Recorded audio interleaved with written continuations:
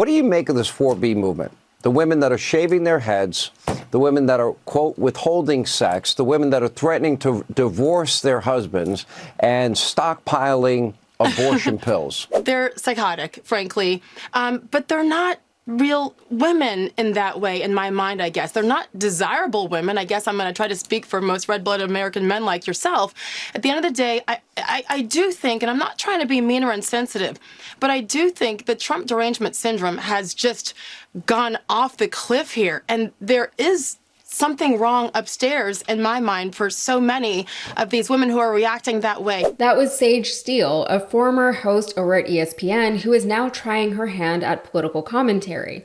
So far, it's not really going well, but I guess that depends on who you ask.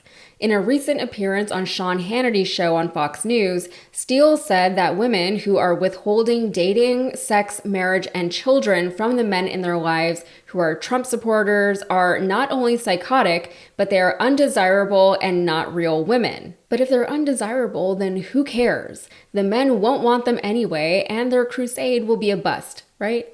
We'll talk about the 4B movement that Hannity brought up, but let's hear the rest of what Steele had to say. The scary thing is that I think a lot of them are smart, educated women who are choosing to believe these things. And that's why the Democrats have pushed it for so long, though, because it has proven to work. This is the first time, though, to the shock and dismay of the left, that it hasn't worked. And I look at some of the demographics from this past election, which is 3 weeks ago yesterday, hard to believe. I mean, 18 to 24-year-old women. I mean, didn't Trump win that demographic? So really, people have begun, sane women have begun to do their homework and not just go for the low-hanging fruit that the left throws out there at them. Okay, so the 4B movement started in South Korea and it's picking up steam in various places around the world, including the US.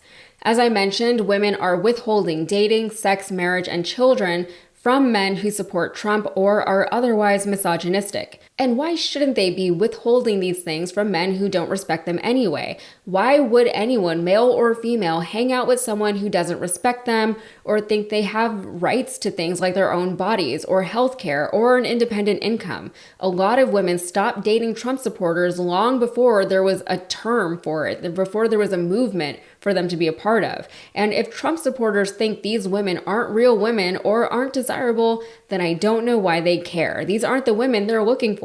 Of course, it's all very Lysistrata, and those women were actually successful in getting what they wanted by withholding sex from the men in their lives, so maybe that's what these Trumper men are actually afraid of.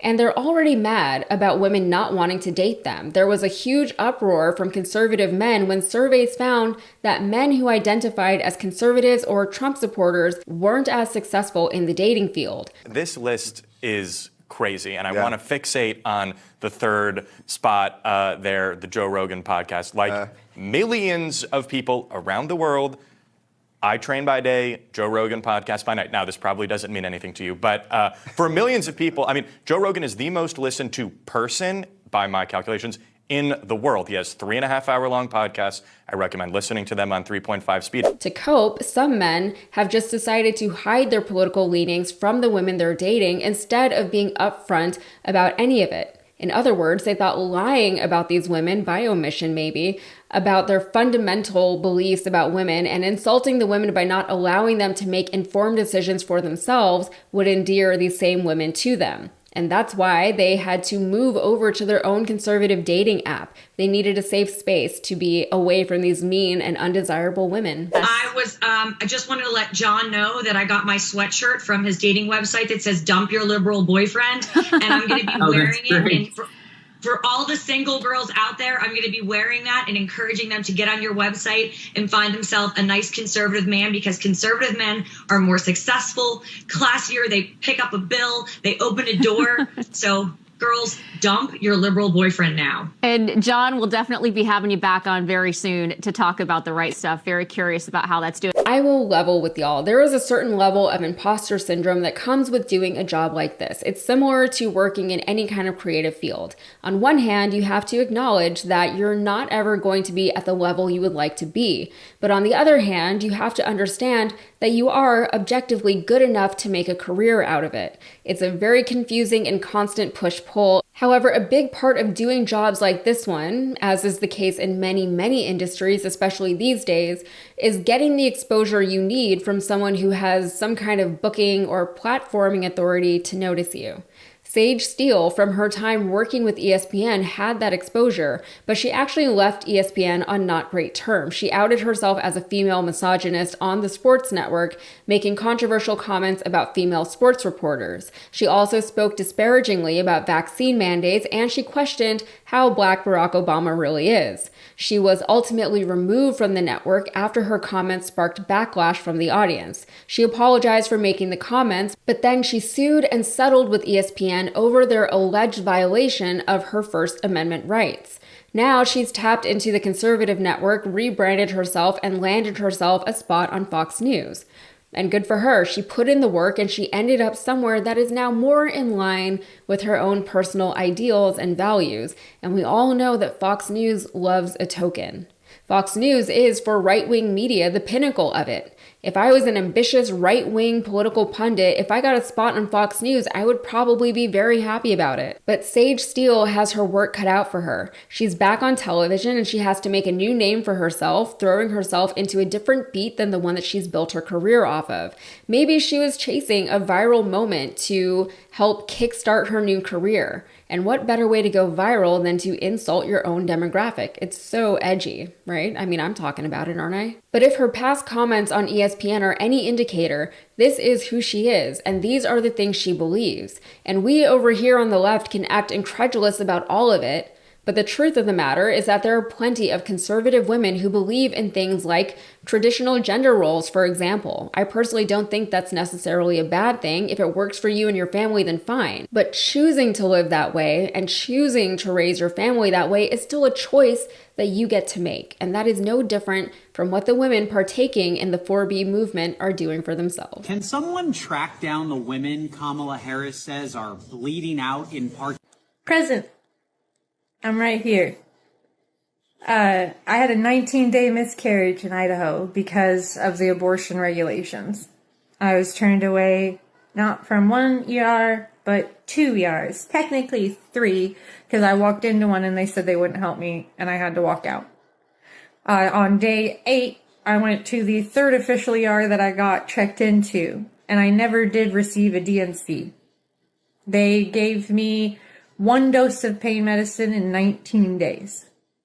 I continued to suffer exponentially for the next 11 days. That was John McEntee. You may have seen his videos on TikTok or Instagram, or maybe you've seen Walter Matherson spoof his videos, but he's always sitting, usually eating. In this video, it looks like he's eating a kid's meal of chicken nuggets. And then he always presents some very conservative talking point or a criticism of a liberal or progressive talking point in a succinct, snarky way, as if he's just wondering about things and shrugging. It's a perfect format for short-form political content, the kind of content where you don't want your audience to think too hard about what they just watched. You don't want to discuss or explain your point at all. You just want to plant seeds in their minds, maybe enrage them to the point of actually engaging with your content. You just want to make them feel like their half-baked beliefs are fully cooked and set. But McEntee isn't just a social media influencer. He's well established on the right as a Project 2025 staffer, and he was the director of White House personnel in the Trump administration. He was literally the man closest to the president, Johnny McEntee, President Trump's personal assistant, his body man, abruptly forced out of his post and escorted off the White House grounds Monday. NBC News confirming McEntee is under investigation by the Secret Service for serious financial crimes. According to the Wall Street Journal, McEntee was a habitual gambler, betting tens of thousands of dollars at a time, and was deemed a security risk as a result. Then Chief of Staff to the President, John Kelly, effectively had him tossed off the White House premises. We should note he was not ever charged with the crime. But in spite of it all, McEntee is nothing if not loyal to Donald Trump. Former college football player and Fox News production assistant, was such a strong believer in Trump's message that back in 2015, he repeatedly cold emailed the Trump campaign begging for a job before the campaign eventually brought him on as a volunteer and then as a paid staffer. McEntee was so committed to the cause that he worked out of this space in Trump Tower 3 walls and an unfinished floor. He, like vice presidential candidate J.D. Vance, is backed by tech billionaire Peter Thiel, and he founded a Trumpy right-wing dating app called Date Right Stuff. I hate that name, by the way. I think it's clunky, and I think that maybe he could have done better. So in the video you just saw, McEntee insinuated that women in this country are not actually suffering as much from abortion bans as Democrats, specifically Kamala Harris, keep saying they are. He acts as though just because he doesn't know anyone who's experienced the negative side of these red state abortion bans, they're probably not real. At least he wants his audience to believe that they're not real. Unfortunately for him, his video went viral, so the women that he was asking about, they made themselves known, either by posting video responses of their own horrifying stories or detailing their stories in the comments. Here are just a few of the responses. One woman said, "My water suddenly broke and I went to the ER. They sent me home. Started cramping and went back to the ER. I miscarried at 17 weeks in the restroom at the ER because I wasn't deemed an emergency." So it doesn't sound like she was trying to kill her baby. Another woman said, "I was told when I had a possible ectopic pregnancy that I would have to wait until it made me septic to get the surgery to save my life." That is solid medical advice right there. Wait until you're nearly dead and then we'll do our best to reverse course. And one more, "Had a cyst burst inside my uterus while pregnant, causing a miscarriage. The on-call doc said it's best to wait a week to see if it comes out naturally. Now I can have 0 children because my uterus is gone." That was a preventable outcome, and again, this is coming from a woman who wanted to have children, and now she can't. Meanwhile, Republicans can't seem to stop criticizing women for being childless. And personally, I don't have a story because I will be 36 years old this October. I'm getting married a few weeks later in November, and I'm too scared to get pregnant in this big, stupid state. Because as healthy as I think I am, and as much as I've never wanted to abort a baby, you just have no idea what will happen once you get pregnant. You can only plan ahead so much, and every woman knows that, or they should know that. Before I wrap this video, I want to speak very quickly about McEntee's word choice in the video.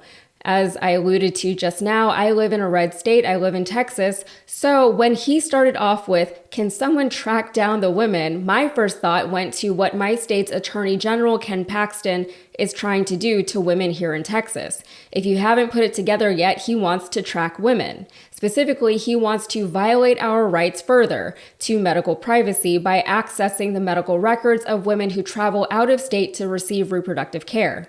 And here in Texas, traveling for hundreds of miles out of the regressive deep south just to get to a state that will actually take care of pregnant women is the only hope some women have of either having a healthy pregnancy or accessing life-saving abortive care.